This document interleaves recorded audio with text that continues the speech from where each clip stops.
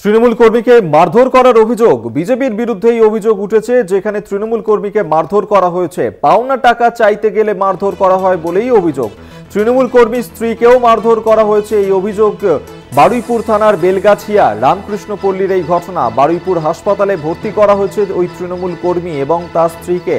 পাওনা টাকা চাইতে গেলে তাদেরকে মারধর করা হয়েছে, এমনটাই অভিযোগ আনা হয়েছে তৃণমূলের পক্ষ থেকে। বিজেপির বিরুদ্ধেই মূলত অভিযোগের তীর। বিজেপি মারধর করেছে ওই তৃণমূল কর্মী এবং তার স্ত্রীকে, এমনই অভিযোগ করেছেন তারা। বারুইপুর থানার এই ঘটনা ঘটেছে, যেখানে বারুইপুর থানার বেলগাছি রামকৃষ্ণপল্লীর ঘটনা। বারুইপুর হাসপাতালে ভর্তি করা হয়েছে আহত অবস্থায় ওই তৃণমূল কর্মী ও তার স্ত্রীকে। প্রিয় গোপাল মুখোপাধ্যায় আমাদের সঙ্গে টেলিফোনে রয়েছেন প্রতিনিধি। আরো বিস্তারিত জানবো। প্রিয় গোপাল, কি ঘটনা ঘটেছে, কেন মারধর করা হলো তৃণমূলের কর্মী এবং তার স্ত্রীকে?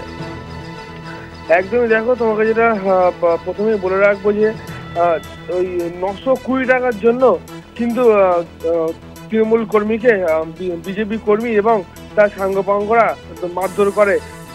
ঘটনাটি ঘটেছে বারুইপুর থানার অন্তর্গত বেলেগাছি গ্রাম পঞ্চায়েতের রামকৃষ্ণপল্লী এলাকায়।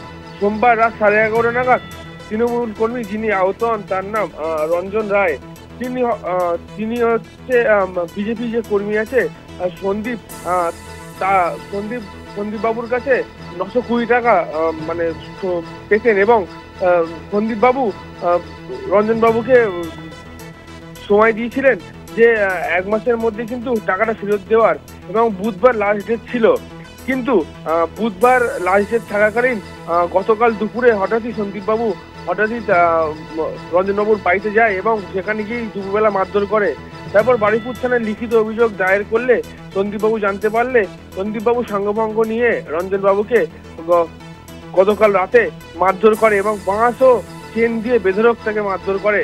আর এবার এলাকাবাসীরা উদ্ধার করে তাদেরকে বারুইপুর হাসপাতালে নিয়ে আসলে তারা বারুইপুর হাসপাতালে এখন চিকিৎসাধীন। ইতিমধ্যেই কিন্তু অবশ্যই আমাদের নজর থাকবে এদিকে। প্রিয় গোপাল, আপাতত ধন্যবাদ তোমায়। প্রিয় গোপাল মুখোপাধ্যায় আমাদের সঙ্গে টেলিফোনে ছিলেন।